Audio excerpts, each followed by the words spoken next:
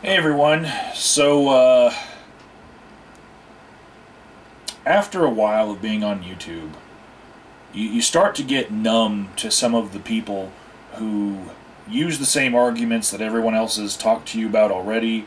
You wish that they could come up to speed to where you're at because they hear one video of yours and they don't realize that you've had this conversation for a very long time and that a lot of different avenues of argumentation have been explored. So they kind of they start sounding like the parrot of the last guy who tried that line of argumentation.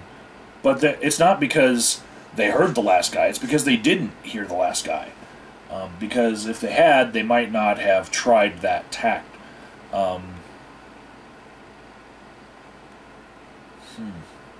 So I get comments, especially on my old videos, where I end up just ignoring them because I could spend my entire day just responding to comments that just pop up on random videos. I don't know which one it's going to be because I have thousands of videos out there, right? But really jumping around and losing, the position that I am in the argument and going all the way back to square fucking one, right? So, when I get something like Glute saying on my last video here, God hates painters, Exodus 24, right? He's just joking, right? That's not what I'm talking about. I mean, it's random, it makes me think, oh, let's check it out, and that was an enjoyable experience. I mean, I'm fucked for painting things like the Eye of Ra, That's I think in any interpretation of Exodus 24 this counts because it's idol worship that they were getting at. If you look at the whole context, it's not just any earthly image. If you look at all the different translations, what they're getting at is don't draw things that are against Christian beliefs, against Judeo-Christian beliefs anyway, because that's Exodus, and this would count. This is like in Exodus, this is the enemy. This is akin to me painting a flattering picture of Hitler in these times. If you're looking at Exodus, because these guys were the Nazis of their time, to them. So, yeah, and I'd say, in a kind of a stretch for that one, this is Tesla on copper as well. This, I guess, would count, because radio frequencies probably are magic because they're not spoken of in the Bible. They're the worldly magic. So I would say that even this would count to send you to hell because he's dead, for one, and one translation of it would be graven images, not just like earthly or idols, but graven. And there's a lot of people who idolize this guy and have a lot of conspiracies about him. So, yeah, I'd say this one also, I'm hellbound. But sometimes I just paint to paint, This last thing I've done, right here. I haven't even made it into anything yet, I don't think that a loving God would send me to hell for this one. Yet, until I put a penis in here somewhere,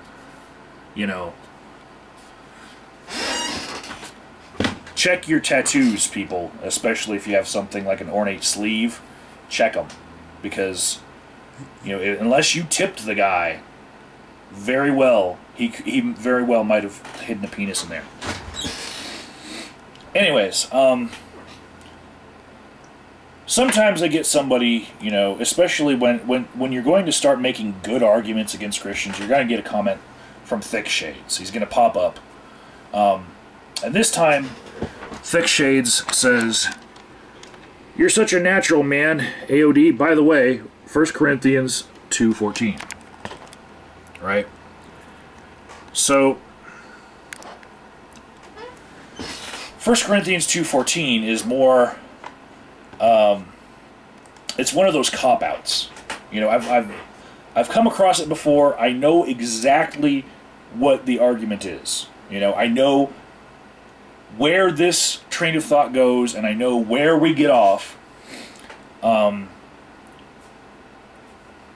verse says, "But the natural man receiveth not the things of the Spirit of God, for they are foolishness unto him, neither can he know them, because they are spiritually discerned." And this reminds me of people telling me that I can't possibly understand the Bible because I'm not a Christian. Because the Spirit of God, you know, comes down and possesses you magically, and then you can read words that are in between the lines of the other words, and then you understand. Motherfucker, I do have a bachelor's degree where one of my majors was English. I think I understand how to read and discern things. So when I open the Bible and I read the same thing that you do, I think that I might have a bit more of a grasp than most people who believe in Christianity, because they haven't read the Bible, most of them. But the real crux of where this argument goes is the very next line in the Bible. That's 1 Corinthians 2:15. And that says, "But he that is spiritual judgeth all things, yet he himself is judged by no man."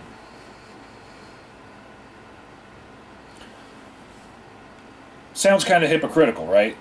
You get to judge everyone else and everything else, but nothing can judge you. No one can judge you if you're the spiritual one. It's like a bigotry hypocrisy cocktail. Thinking that because you have the beliefs that you do, that you are now the judger of everyone else.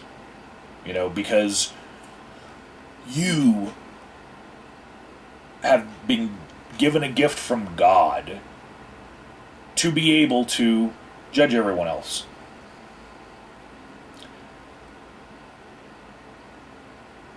And when people take you to that spot in the Bible, to me it's like, how can you not have it ringing in your ears other passages that are so much more popular, like "Judge not, lest ye be judged"? That would be Matthew 7:1 or Luke 6:37, right?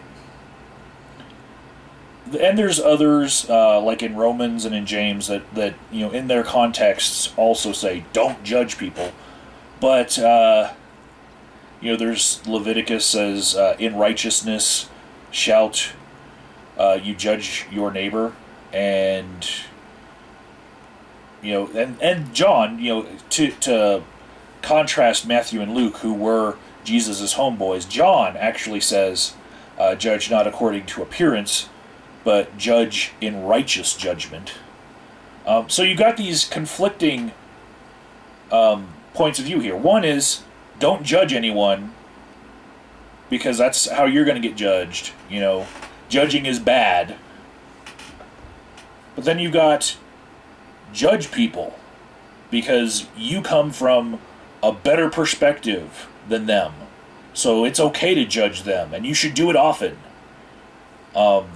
To everything. And Corinthians is horrible about this. This is, you know, Paul wrote this letter to the Corinthians, telling them over and over again in that letter, judge your neighbor. So I just don't see how you can bring this up without seeing that there's a contradiction in the Bible. Those two philosophies contradict each other, okay? You could say, oh, well, you're not spiritual and you're the only one calling contradiction, so you just don't understand because magic. You know? You could say that, and I'd call that a spiritual cop-out. I win because magic. But I'd say, in light of this glaring contradiction, the philosophy that you choose to use in your daily life says a lot about you. You know, you could go either way here. You could judge people or not judge people. You know, you could say that somebody might have a chance of understanding you, and you might be able to come to an understanding, or you might just say, you know what, I'm just going to judge them as being inferior because they don't have the magic that I do. And that says a lot about you. You know, just wanting to be in a position where the reasons why you are better than someone else is something that they cannot overcome until they agree with your position. Just wanting to be that way, it's to me, is sick. It really is. It's like, I would rather be in a world where people could come to an understanding of my position, still disagree with it maybe, and maybe teach me something. And when I finally do learn it, it's not because magic. It's because it makes sense. And there are arguments supporting why I was wrong. Magic is not compelling to me at all. So I wish that when someone just wants to blanketly say, when you see love your neighbor in the Bible and you see somebody not practicing that and saying, I'm going to start wars with my neighbors. Well. Don't call that a contradiction, because magic, that's not compelling to me. That is a contradiction. Love and war are pretty much polar opposites. And if you show up to somebody else's conversation saying, oh, well, you need to just understand that you don't understand because magic, you're